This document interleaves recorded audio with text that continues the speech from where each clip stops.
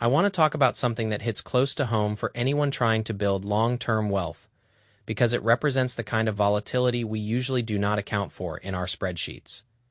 We are looking at the most expensive congressional race in the history of the United States. We are talking about $35 million being dumped into a single primary. Now, you might be asking yourself why a finance content creator cares about a local primary race in Kentucky. The answer is simple. Money in politics is not just about ballots, it is about policy, it is about regulatory capture, and it is about how billions of dollars in corporate interests can move the needle on sectors that you might have your retirement savings parked in. When you see this level of spending, you are witnessing the raw mechanics of influence. This is not just a battle for a seat, it is a battle for the soul of a platform, and it carries massive implications for how capital flows in this country. Let us break down the dynamics here without the noise. Just the cold, hard facts. You have an incumbent, Thomas Massie, who has effectively been put in the crosshairs by massive outside deep-pocketed groups. This is a classic case of what happens when you deviate from the established script. And in the world of finance, we know exactly what happens when you go against the grain. You get targeted, you get shorted, and you get crowded out. The sheer volume of this spending is the real story here, a typical House primary that is maybe $100,000 to $500,000. We are looking at $35 million, that is a 70-fold increase over what is normal. That is not organic grassroots support, that is strategic, calculated, and frankly aggressive capital deployment. When we see this kind of anomaly in the markets, we call it a signal. It tells us that someone with deep pockets views the status quo as fragile. They are spending this much money because they are terrified of what one person can do to their narrative. As investors, we have to recognize when the narrative is being forced by those with the ability to print money, whether it is in the boardroom or the campaign war room. The generational divide mentioned in the coverage is also a crucial data point. Younger voters are leaning one way, the older demographic is leaning another. This is exactly how market demographics work. It is about where the energy is, where the future sentiment lies, and why relying on legacy methods of persuasion is becoming less effective. The problem for the candidate is that he is operating in a closed primary system. That is a massive friction point in finance. We call this a barrier to entry. If you cannot get the right people into the room, you cannot win the game. It is a rigged playing field where the rules are designed to protect the incumbents and the big spenders. We see this all the time with companies that have deep, wide moats, but even the widest moat can be breached if the opposition has enough firepower. Now let us talk about the role of these outside groups. We have billionaires from outside of Kentucky funneling in millions. This is the definition of external shocks to a local system. It creates an artificial price floor for the campaign, making it impossible for a smaller, organic campaign to compete. This is why diversification is so important in your life. You never want your entire financial future tied to a system that can be completely overwhelmed by someone with a larger balance sheet. That is the lesson here. If you are not in control of your own infrastructure, you are vulnerable. External capital floods. The narrative around Epstein and the push for transparency is also a huge factor here. It shows that when you touch upon the issues that threaten the establishment strikes back with everything they have. Whether you agree with the politics or not, you have to appreciate the strategic response. It is a full-scale assault designed to make an example out of someone. That is something you should keep in mind when you are choosing which companies to invest in.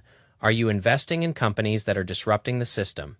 If you are, expect them to get hit by the regulatory equivalent of these primary attacks. It is just the cost of doing business in a system that is designed to stay exactly the way it is. The fact that the polling is close is actually a testament to the power of independent branding.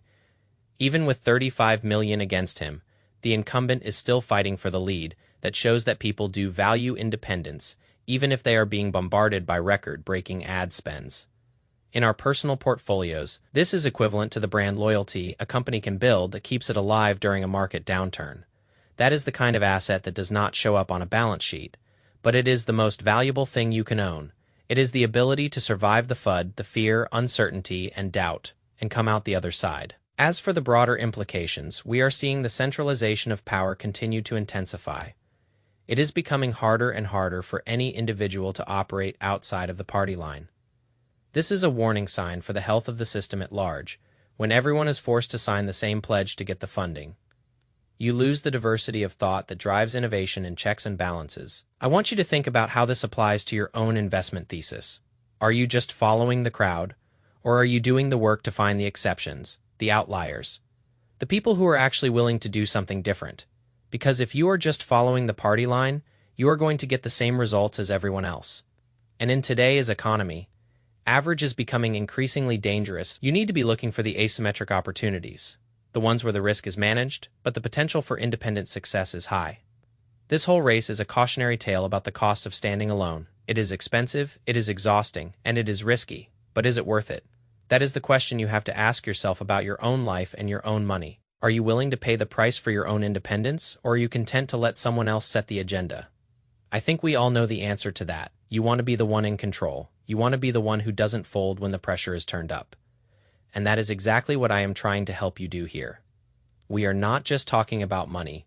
We are talking about the mindset of a person who understands how the world works. You have to be the person who watches the $35 million attacks and says, I am not moving. I am sticking to my plan. I am building for the long term. That is how you win. You do not win by being the loudest in the room, and you certainly do not win by spending the most money to suppress dissent. You win by being solid, by being prepared, and by having the conviction to stay the course. So, look at this race, not as a distraction, but as a masterclass in risk. It is a masterclass in what happens when the establishment feels threatened. It is a reminder that in this world, if you are not prepared for the battle, you will get washed out. But if you have your foundation, if you have your principles, and if you have your capital management, in order, you can weather any storm. This is why I talk about discipline so much. It is not just a buzzword, it is your shield. Without it, you are just reacting to the headlines. With it, you are analyzing them and using them to refine your strategy. And let us be real, the politicians are just playing a high-stakes version of the same game we are all playing. They are trying to secure their future, manage their risks, and build their influence. The only difference is the scale. We have the benefit of being able to choose our battles, to choose our investments, and to walk away when the risk-reward profile does not make sense.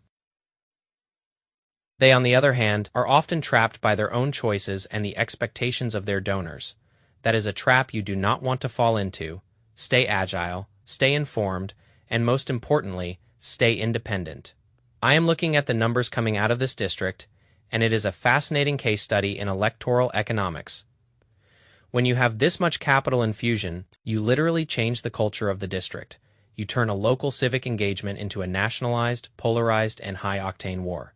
This has a direct impact on the local businesses, the sentiment, and the way people interact with one another.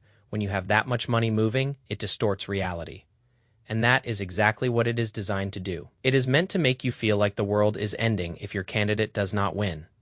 It is designed to manufacture urgency. And what do we know about manufactured urgency in the investment world? It is the enemy of good decision-making. Whenever you see a trend that is being pushed this hard, with this much money behind it, you should always take a step back and ask, who benefits? Who is the one really trying to drive the outcome? Because it is rarely the average voter or the average investor, it is the people who are looking for a return on their investment. And their investment here is the political future of the district. We are seeing a complete overhaul of the traditional political infrastructure. It is not about local concerns anymore. It is about national agendas. This is a shift that we are seeing across the board, from the economy to our social institutions. Everything is becoming centralized, which is why it is so critical for you to decentralize your own life. You need to have your own independent streams of information, your own independent financial stability, and your own independent way of thinking. Do not rely on the mainstream narrative to tell you what is important. Do your own due diligence. Look at the data, see where the money is going, and make your own conclusions. This is the only way to protect yourself in a world that is becoming increasingly unpredictable. I am not saying you should ignore these things. Far from it, you should watch them like a hawk. But you should treat them for what they are: signals, not truth. They are pieces of data in a much larger puzzle. The fact that this incumbent is still standing is, in my view, one of the most interesting parts of this story. It shows that even in a system designed to crush dissent, there is still room for someone who has built a genuine relationship with their community. That is the ultimate hedge, who actually value what you represent. You are much harder to kill than someone who is just relying on their donor base. And this goes back to my core philosophy of long-term value. If you build something of real value, something that is authentic, it will last. It might be harder to scale, it might be more difficult to maintain, but it is built to survive, and that is what we are all after, right? We are not trying to get rich quick and then disappear. We are trying to build something that can stand the test of time, that can withstand the ups and downs of the market, and that can provide for us and our families for years to come. That requires a different kind of investment, a different kind of effort. It requires you to be willing to be the person who stands up when others are sitting down. It requires you to be the person who asks the questions that no one else is asking. And yes, it will make you a target. That is the price of admission for doing things differently. But look at the alternative. If you just go with the flow, you are subject to the same risks as everyone else. You are part of the herd. And we know what happens to the herd. So I am going to keep watching this race, not because I have a horse in the fight, but because it is a vital indicator of how the power dynamics of this country are shifting. And I want you to be watching it too. I want you to be the kind of person who is always looking ahead, always thinking about the long term, and always protecting your position. Because that is how you stay in the game. That is how you thrive, even when the rest of the world is going crazy. It is not about predicting the future. It is about being ready for it, no matter what happens. And having the clarity to see through the noise is the first step toward that kind of readiness. The irony of all this spending is that it is being used to attack someone who is essentially a fiscal conservative. You would think the big donors would love that, right? But no, it is about control. It is about making sure that no one is outside of the umbrella. This is why I tell you to be careful about which groups you align with. Sometimes even the groups that say they are for you are actually just looking for a way to control you. You have to maintain your autonomy, your independence, and your ability to make your own decisions. That is the most valuable asset you own. Do not give it away for free, and definitely do not give it away for a promise of security. Because that security is almost always an illusion. Real security comes from your ability to adapt, your ability to learn, and your ability to build something that is inherently valuable. This is the lesson that I want you to take away from this. Look past the $35 million price tag and see the power struggle. See the way the system is trying to force everyone into a box, and then decide for yourself if you want to stay in that box or if you want to step out and build your own. It is a choice that you make every day with every dollar you invest and every decision you make. And it is a choice that will define your future, so make it a good one. Because at the end of the day, you are the only one who is responsible for your own life, your own finances, and your own path. And that is as it should be. The responsibility is a burden, but it is also an opportunity. It is the opportunity to live your life on your own terms. And that is what I am here to help you do. So let us keep pushing, let us keep learning, and let us keep building. Because the world needs more people who are willing to think for themselves and take control of their own destiny. That is the mission, that is the goal, and that is why I am here. We have seen what happens when we let others do the thinking for us. It is time for us to step up, take responsibility, and lead the way. And I am right here with you every step of the way. Let us make this happen. When you are looking at these massive figures, it is easy to get overwhelmed. It is easy to think that the system is too big, too powerful, and too entrenched. And in a way, you are right. It is very difficult to change the system from the inside, but you do not have to change the system to succeed in it. You just have to understand how it works and how to position yourself so that you are not vulnerable to its volatility. That is the key. You are not trying to be the system. You are trying to be the person who thrives in spite of it. And you do that by being intentional, by being disciplined, and by always doing your own research. Do not trust the sound bites.